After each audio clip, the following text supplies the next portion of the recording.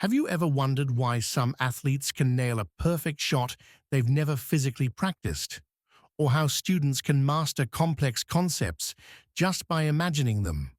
What if I told you that your brain literally can't tell the difference between vividly imagining something and actually doing it? Welcome back to the channel. Today, we're diving deep into the fascinating world of science-based mental training and visualization. And by the end of this video, you'll understand exactly how to hack your brain's learning system using nothing but your imagination. Picture this. You're sitting in a quiet room, eyes closed, but your brain is firing on all cylinders. You're mentally rehearsing a piano piece, visualizing every finger movement, hearing every note. Here's the mind-blowing part. Your motor cortex, the same brain region that controls your actual finger movements, is lighting up almost as much as if you were really playing. This isn't some mystical phenomenon. This is hardcore neuroscience. But here's where it gets really interesting. What's actually happening in your brain during this mental rehearsal? And more importantly, how can we use this knowledge to become better learners, athletes, and performers? Let's start with the foundation. Neuroplasticity.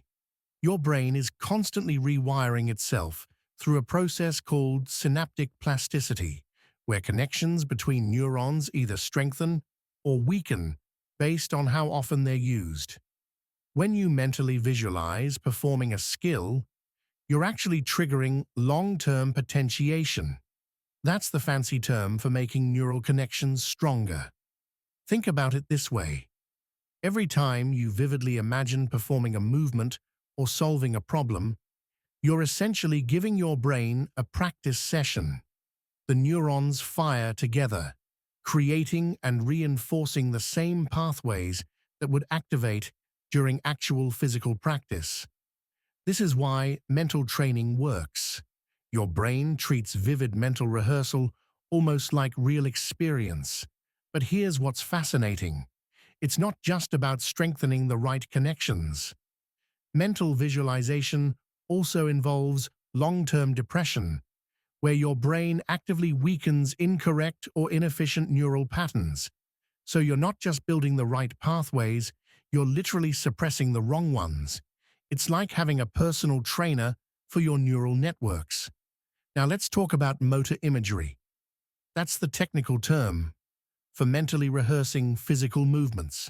When you imagine playing piano, throwing a basketball, or even writing your name, your brain activates the motor cortex, basal ganglia, and related areas almost exactly like during actual movement. The key difference? The activation isn't quite strong enough to make your muscles contract. Studies show that the motor signals during visualization prime your motor circuits, making them more efficient and ready for action. It's like your brain is doing a dress rehearsal before the main performance. And here's the kicker. Some research suggests that mental practice effects can be nearly as effective as physical practice for learning motor skills. But what makes some visualization more effective than others? This is where perspective comes into play. When you visualize, you have a choice. See yourself from the outside like watching a movie, or experience it from your own eyes, first-person perspective. Which do you think works better? The research is crystal clear. First-person perspective wins every time. Why? Because it aligns perfectly with your brain's natural visuomotor system. When you imagine through your own eyes, you activate the mirror neuron system and frontal parietal networks that handle action planning and imitation. Third-person perspective requires extra cognitive gymnastics. Your brain has to work harder to transform that external view into actionable motor commands. Think about it. You've spent your entire life seeing your actions from a first-person view. Your brain is literally wired to process movement this way. So when you visualize from this perspective, You're speaking your brain's native language. But effective visualization isn't just about perspective. It's about engaging all your senses. The most powerful mental training combines visual, auditory, and kinesthetic elements. When you imagine playing guitar, don't just see your fingers moving, hear the strings, feel the vibrations, even smell the wood of the instrument. This multisensory approach activates broader neural networks and creates richer mental representations. It's like the difference between watching a black and white silent film versus experiencing a full sensory 4D movie. The more senses you engage, the stronger the neural pathways become. Now here's where it gets strategic. Your working memory, your brain's temporary workspace, can only handle so much at once.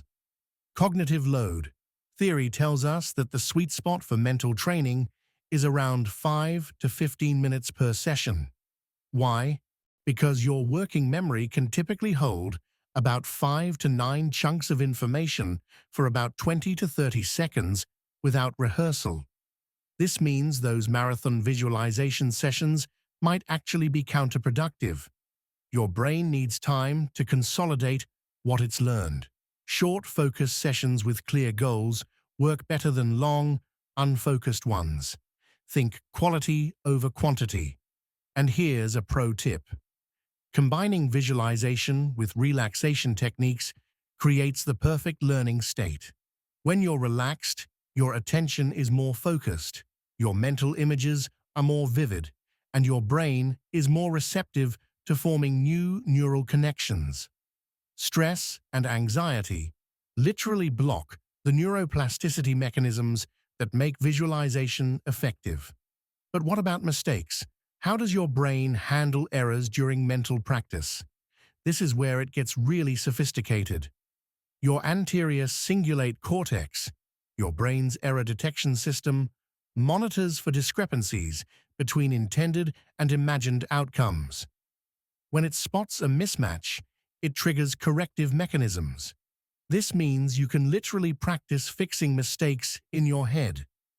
By repeatedly visualizing correct execution, you strengthen the right neural patterns while your brain's error detection system helps suppress the incorrect ones. It's like having an internal quality control department working 24/7. Now, does this mean you can just skip physical practice entirely? Not quite. While mental training is incredibly powerful, it has its limits. You can't build muscle strength or cardiovascular endurance through imagination alone. But here's what's amazing.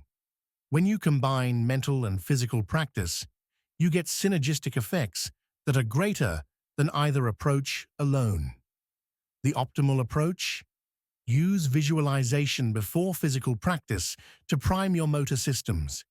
Integrate mental rehearsal during breaks to maintain cognitive engagement, and employ post-practice visualization to consolidate what you've learned.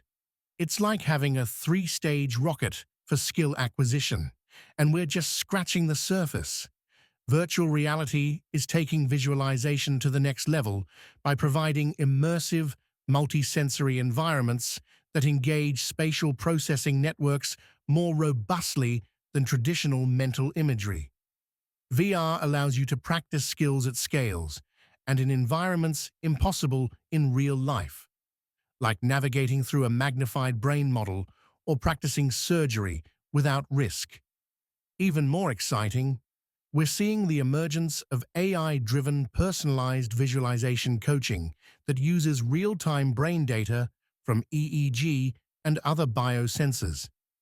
Imagine a system that monitors your neural activity and adjusts your mental training in real time based on your brain's response. We're talking about personalized brain training that adapts to your unique neural patterns. So where does all this apply? Everywhere. Athletes use mental rehearsal to reduce competition anxiety and enhance performance readiness. Students employ visualization techniques to improve spatial reasoning and STEM learning. Musicians mentally practice complex pieces. Even surgeons use mental rehearsal to refine their techniques. The key is making it systematic. Whether you're learning a new language, mastering a sport, or tackling complex academic concepts, incorporating 5 to 15 minutes of daily, focused, multisensory, first-person visualization can literally rewire your brain for success. Here's your action plan. Start with clear, specific goals. Use first-person perspective. Engage all your senses. Keep sessions short but consistent. Begin with relaxation to optimize your brain state. And remember, your brain is practicing even when your body isn't moving. The most effective approach combines brief visualization sessions with physical practice, creates vivid, multisensory mental images, focuses on specific skills or sequences, and maintains consistency over time. It's not about replacing traditional learning, it's about supercharging it. So we're back to where we started, that quiet room where you're mentally rehearsing, but now you understand the incredible science behind what's happening. Your motor cortex is firing, your neural pathways are strengthening, incorrect patterns are being suppressed, and your brain is literally sculpting itself for peak performance. The next time someone tells you that daydreaming or mental practice isn't real practice, you can tell them about the neuroscience. Your brain doesn't know the difference between a vividly imagined experience and a real one. And that's not a bug in the system. It's a feature you can exploit for accelerated learning. What skill are you going to start mentally training today? Drop a comment below and let me know how you plan to use these science-based visualization techniques.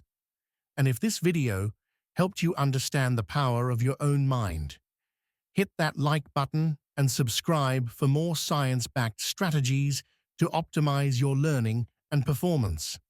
Remember, your brain is already doing the work. Now you know how to direct it.